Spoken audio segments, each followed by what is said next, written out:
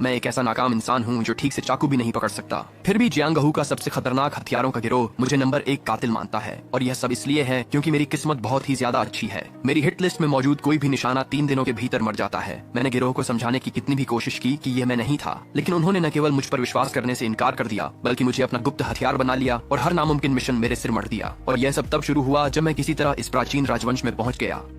यहाँ मेरी पहचान एक कमजोर विद्वान की है जो हर साल परीक्षा में फेल होता है, और एक ऐसा अनाथ जो इतना कंगाल है कि ध्यान खींचने के पैसे भी नहीं। जब कहीं और जाने का रास्ता न बचा तो मैंने दांव खेला और नेदर पेविलियन का नौसिखिया कातिल बन गया।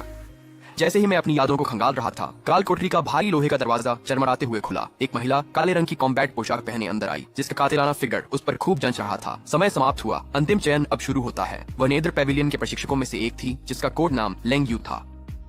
उसके आदमियों ने एक लंबी मेज अंदर रखी, जिस पर स्क्रॉल की एक कतार रखी हुई थी। ये कांस्य के हत्या आदेश हैं। हर एक स्क्रॉल पर एक लक्ष्य का नाम लिखा है। तुम्हारा काम आसान है, एक स्क्रॉल उठाओ और फिर जाकर उस लक्ष्य को मार डालो। ये सभी लक्ष्य बेहतरीन लड़ाके हैं जिनकी सुरक्षा अभेद्य है, और उनके चारों ओर बहुत सारे अंगरक्षक हैं। उसके इतना कहते ही कमरे में मौजूद हर कोई सन्न रह गया।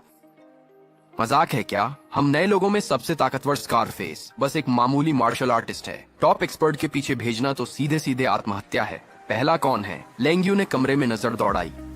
पूरी काल कोठरी में सन्नाटा छा गया। किसी की हिलने की हिम्मत नहीं हुई, यहाँ तक कि स्कारफेस के माथे से भी पसीना छूट रहा था। माना वो खूंखार था, लेकिन बेवकूफ नहीं था। इस मिशन को हाथ में लेने का मतलब था मौत। मैं तो उससे भी बदतर था। मेरे पैर बुरी तरह कांप रहे थे। मैं खड़ा भी नहीं हो पा रहा था। मैं बस उस मेज से दूर भागना चाहता था, और डर के कारण मेरा शरीर साथ नहीं दे रहा था। मेरा पैर फिसल गया और मैं बेकाबू होकर आगे की ओर लपका और धड़ाम से जमीन पर गिर पड़ा। और जाहिर है मैं ठीक उस लंबी मेज के सामने जा गिरा। इससे भी बुरा यह हुआ कि खुद को संभालने के लिए मैंने जो हाथ आगे बढ़ाया वो ढप से खुले हुए स्क्रॉल पर जा लगा। पूरा कमरा सन्न रह गया। वहाँ मौजूद हर किसी की नजरें मुझ पर टिक गईं। स्कारफेस एक पल के लिए ठिठक गया, फिर उसके चेहरे पर एक क्रूर मुस्कान फैल गई। कितना बेवकूफ है, खुद को मरवाने आया है। ये तुम्हारी ही गलती है। इस लड़के का काम तमाम। इसने आयरन आर्म्ड बियर किंग को मारने का मिशन लिया है। वह एक मशहूर प्रथम श्रेणी का योद्धा है। उसकी कठोर शरीर कला उसे तलवारों से अभेद्य बनाती है। ये लड़का उसे दांतों से कैसे मारेगा? आसपास की फुसफुसाहटें कानों में सुइयों से चुभ रही थीं। मैं स्तब्ध था। मेरा दिमाग सुन्न हो गया था। मैंने यह क्या कर दिया? मेरे पैरों ने जवाब दे दिया। मैं सफाई देना चाहता था। मैं कहना चाहता था कि मेरा वो मतलब नहीं था, लेकिन जैसे ही मैंने ऊपर देखा और लेंग यू की बर्फीली आंखों से मेरी नजरें मिलीं, तो मेरे गले में शब्द अटक गए। लेकिन सबको हैरान करते हुए उसकी आंखों में मजाक का कोई नामो निशान नहीं था। इसके बजाय उनमें कुछ अजीब सी चमक दिखाई दी। उसके दिल में हलचल पहले ही शुरू हो चुकी थी। जब बाकी सब डर के मारे हिलने की हिम्मत नहीं जुटा पा रहे थे, तब मैं ही सबसे पहले आगे बढ़ा। एक दिग्गज के खिलाफ मौत के मिशन का सामना बिना एक पल की हिचकिचाहट के करना, उस तरह की हिम्मत, उस तरह का व्यक्तित्व साधारण बिल्कुल नहीं था। लेंग यू की आवाज ठंडी बनी रही, लेकिन अब उसमें सराहना की एक झलक थी, इतनी हल्की कि उसे पकड़ पाना लगभग नामुमकिन था। साहसी। मैं रोने ही वाला था। मैम, ये बहादुरी नहीं थी। मेरे पैर बस जवाब दे गए थे। मिशन स्वीकार कर लिया है तो ये अब तुम्हारा है। लेंग यू ने कमर से एक पुरानी कुंद कटार निकाली जो मुश्किल से कुछ काट पाती, और मेरे सामने फेंक दी। तो समय सीमा 3 दिन। अगर 3 दिनों के भीतर लक्ष्य नहीं मरा तो तुम मर जाओगे। तभी मेरे दिमाग में अचानक एक ठंडी यांत्रिक आवाज गूंजी। डिंग। होस्ट को निश्चित मृत्यु की स्थिति में पाया गया। सक्रियण की शर्तें पूरी हुई। एब्सोल्यूट लक सिस्टम सफलतापूर्वक सक्रिय हो गया। शुरुआती मिशन जारी किया गया। कांस्य हत्या आदेश मिशन को पूरा करें। लक्ष्य आयरन आर्म्ड बियर किंग, प्रथम श्रेणी का विशेषज्ञ। समय सीमा 72 घंटे। इनाम एक बिगिनर गिफ्ट पैक। इनाम एक बिगिनर गिफ्ट पैक। विफलता का दंड अस्तित्व मिटना। इससे पहले कि मैं कुछ समझ पाता, नेदर पेविलियन के 2 नकाबपोशों ने मुझे काल कोठरी से बाहर खींच लिया। ठंडी हवा के झोंके ने मुझे होश मिला दिया। मैंने कुंद खंजर कसकर पकड़ा और स्क्रॉल के उन 4 शब्दों को घूरा। Iron armed bear king. Absolute luck system, आखिर यह है क्या? और अब उल्टी गिनती शुरू हो चुकी थी। 72 घंटे, 3 दिन। अगर मैं 3 दिनों में उस भालू राजा को नहीं मार पाया तो मेरी मौत निश्चित है। लेकिन मैं तो बस एक विद्वान हूँ जो ठीक से चाकू भी नहीं पकड़ सकता। मैं उस शक्तिशाली राक्षस को कैसे मारूंगा जिस पर हथियारों का कोई असर ही नहीं होता? कुंद खंजर थामे मैं हताशा में अपने लक्ष्य की ओर बढ़ रहा था, मानो मेरी जिंदगी की उल्टी गिनती शुरू हो गई हो। किंग शहर की युलाई सराय। यह शहर की सबसे व्यस्त सराय थी, जहाँ हर तरह के लोग आया जाया करते थे।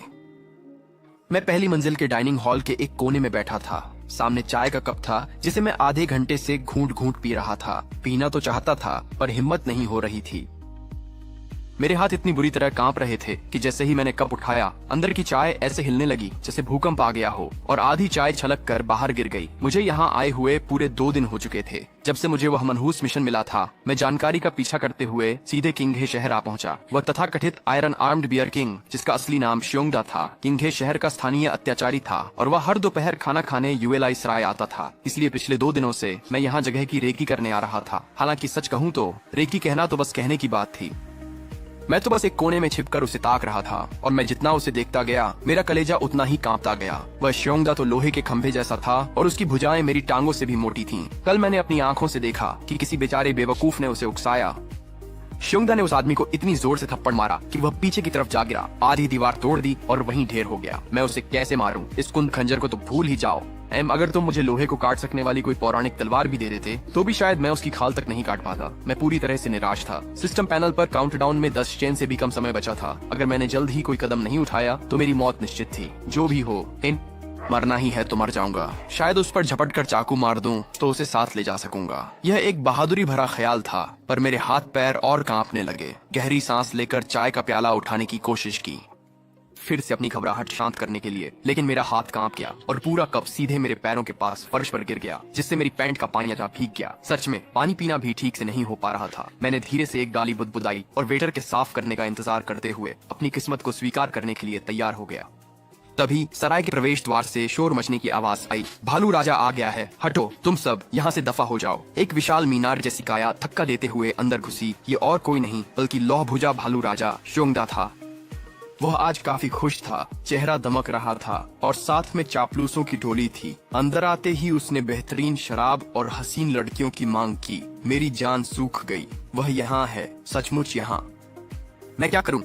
क्या मैं अभी उस पर झपट पट दूं? नहीं नहीं नहीं, उसके साथ बहुत सारे आदमी हैं। मैं उसके पास पहुंचने से पहले ही मारा जाऊंगा। मैं इतना डर गया था कि मेरा मन कर रहा था कि मेज के नीचे घुस जाऊं और गायब हो जाऊं। इस बीच दूसरी मंजिल के एक निजी कमरे में लेंग्यू खिड़की के पास बैठी थी। उसकी ठंडी नजरें शटर की दरार से नीचे हो रही हर गतिविधि पर टिकी थीं। वह पैविलियन मास्टर के आदेश पर इस नौसिखिए पर नजर रखने आई थी। वह देखना चाहती थी कि मौत के समान मिशन को स्वीकार करने की हिम्मत करने के बाद वह आदमी किस तरह का पागलपन भरा तरीका अपनाएगा। लेकिन मुझे पूरे 2 दिनों तक देखने के बाद उसने मुझे बस यहाँ चाय के प्याले के साथ कांपते हुए बैठे और कुछ भी न करते हुए देखा। क्या मैंने उसे गलत समझा? क्या वह बस कोई लापरवाह बेवकूफ है? लेंग्यू के मन में निराशा की एक झलक आई, लेकिन अगले ही पल उसकी पुतलियां अचानक सिकुड़ गईं। उसने फर्श पर गलती से गिरी हुई चाय का वो दाग देख लिया। लेंग्यू की धड़कनें थम सी गईं। ठीक वही जगह श्योंगदा के रोजाना के रास्ते पर थी। जब भी वह अंदर आता वह ऊपर अपनी तय सीट की ओर उसी रास्ते से जाता था। कितनी खौफनाक साजिश थी। वो 2 दिन जब वो खोया खोया सा लग रहा था, असल में वो श्योंगदा की हर एक आदत को बारीकी से परख रहा था। यहाँ तक कि उसके चलने के रास्ते का भी इंच इंच हिसाब लगाया गया था। न कोई खंजर, न कोई तलवार, बस एक प्याली चाय। आखिर वो क्या योजना बना रहा था? लेंग्यू का दिमाग पूरी तरह सुन्न हो गया था। वह नीचे की मंजिल को घूर रही थी, सांस लेना भी भूल गई थी। नीचे श्योंगदा ग्राहकों को धक्का देकर गालियां बकता हुआ सीढ़ियों की ओर बढ़ा। दुश्मन से बड़ी रकम ऐंठने की खुशी में उसने ऊपर की तरफ देखा तक नहीं। अरे! अचानक श्योंगदा का पैर फिसला और उसका संतुलन बिगड़ गया।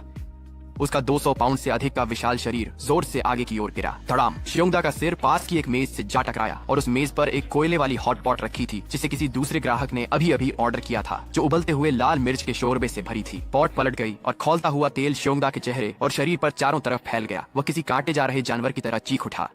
भले ही वह बेहद सख्त शारीरिक प्रशिक्षण वाला एक माहिर खिलाड़ी था, लेकिन खौलता तेल सीधे आंखों में जाने से वह दर्द के मारे फर्श पर तड़पने लगा। लेकिन अभी सब खत्म नहीं हुआ था। जहां वह गिरा था उसके पास ही नशे में धुत एक ग्राहक फायर क्लाउड लिकर का जग लिए बैठा था। श्योंगदा के टकराते ही वह जग उसके हाथों से छूटकर दूर जा गिरा। धड़ाम! वह हवा में ही टूट गया और शराब श्योंगदा पर बिखर गई। और जैसे इतना ही काफी नहीं था, जब वह इधर उधर लुढ़क रहा था तो उसने दीवार के पास रखा धूपदान गिरा दिया। जलती राख से चिंगारियां उड़ी और वे सीधे श्योंगदा पर जा गिरी, जो पहले से ही गर्म तेल और तेज शराब में तरबतर था। पल भर में उसके पूरे शरीर में आग लग गई और वह एक जलती हुई मशाल बन गया। श्योंगदा चिल्लाया और पागलों की तरफ सराय में इधर उधर भागने लगा। पूरी तरह घबराहट में वह सीधे खुली खिड़की की ओर लपका ताकि बाहर कूदकर खुद को बाहर की खाई में फेंक सके। सब दंग रह गए। वो पूरी सराय में अफरा तफरी मच गई। मैं भी दंग रह गया। क्या सच में यह काम कर गया? मैंने अपनी आंखों से देखा कि वह आग में लिपटा आदमी खिड़की की ओर लपका और दूसरी मंजिल से सीधे बाहर जा गिरा। लेकिन किस्मत का खेल अभी खत्म नहीं हुआ था। नीचे से एक कैंडी बेचने वाला गुजर रहा था और उस वेंडर के स्ट्रॉ रैक पर ढेर सारी नुकीली लकड़ी की सीखें लगी हुई थीं। श्योंगदा आसमान से नीचे गिरा और उसकी गर्दन रैक पर रखी सबसे मोटी और लंबी सीख के बिल्कुल सीध में आ गई। सटाक, और बस सब कुछ शांत हो गया।